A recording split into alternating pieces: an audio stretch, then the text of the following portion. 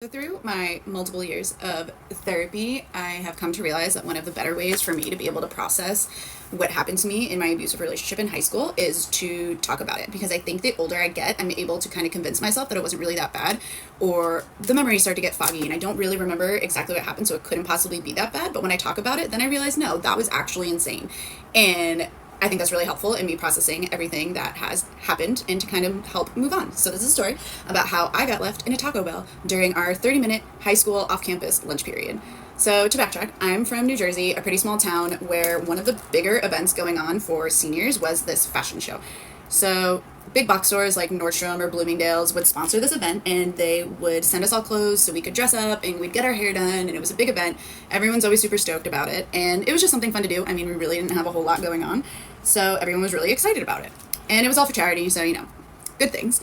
But the one downside to it was you didn't get to pick who you walked down the runway with, and I was in a very manipulative and emotionally, physically, sexually abusive relationship. So for me, that was honestly a disaster situation. So the day we found out who we were getting paired with, it was all alphabetical, by the way. My last name starts with an R. The guy I was dating's last name started with a K. There was no way we were going to be together. And the day I found out that I was walking down with someone else was honestly like doomsday. I didn't know how I was going to break it to him, what I was going to do, but I figured a public space was a great place to do it because, who can get that angry in a public area?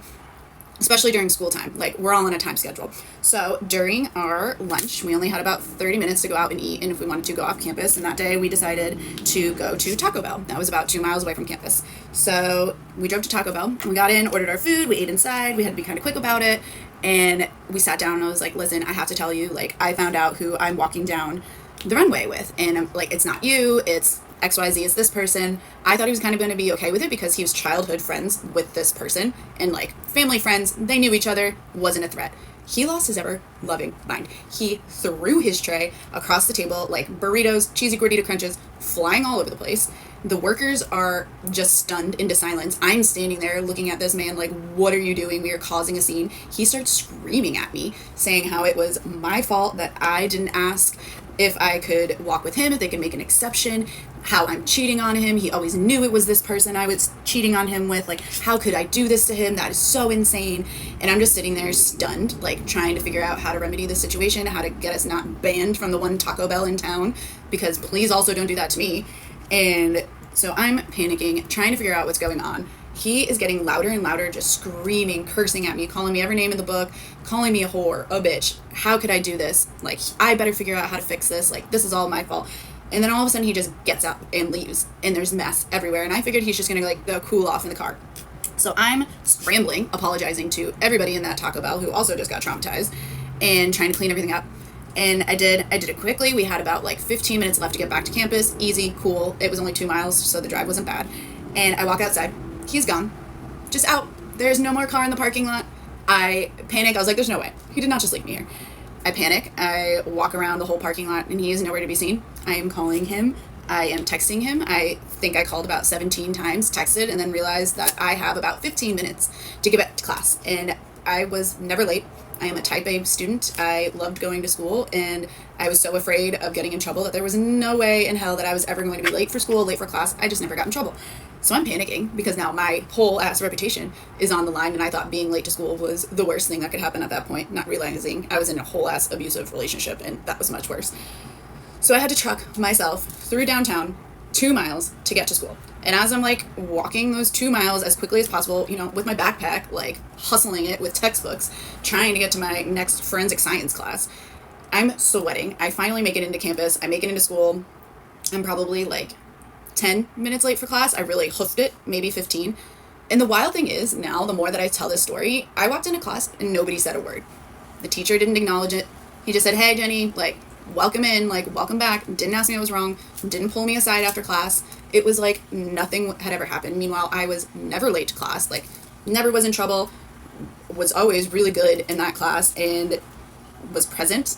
And this teacher just never recognized any of the signs, and I realize now, like, those 2 years of my life, like, there were a lot of signs that, like, I wasn't okay, things were going wrong, like, we both went to the same school, I wasn't safe at school, he's also yelling at me in hallways there. But yeah, no one ever said anything. I was humiliated and struggling to get back to class, sweaty, gross, just so sad. And now when I think about it, it's like, how did I not realize like that wasn't okay? Like I just brushed it off and I was just like, yeah, oh, like when my best friend like questioned me later, I was just like, oh no, like I wasn't like just made up some excuse. Like she didn't know I had walked all the way home. She knew something was wrong, but I was just like, oh, we just got into an argument. Like he's upset. I'm walking down with this guy.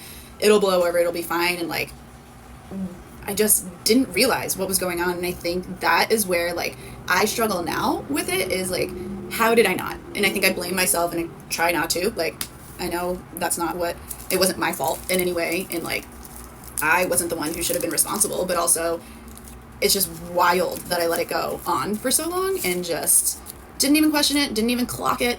And the older I get, the more I feel like I'm kind of an unreliable narrator. Like everything gets fuzzy. Like I remember walking into that classroom and then my memory goes blank. After that, I remember nothing. I can't recall any details really about what happened too much later on that day. I don't think my parents asked me anything. I don't remember how the conversation continued with my boyfriend at the time. Like what did I say to him? How did we make up? How did we make it onto the next day? I have no idea. And I think I really struggle with then being like, okay, well then if I can't remember all the details, then like it must not have been that important. Like trying to fit that like perfect victim narrative, which just doesn't even exist. And I think is something that I really struggle with. So I need to like talk about these, record them, see what's going on, like talk them through. And I think that is really going to help me. And I hope it also encourages you all to talk about your situations because sometimes our brain is able to convince us that it wasn't that serious. And it was that serious. It's wild. It shouldn't be happening. And I don't think we talk about it enough.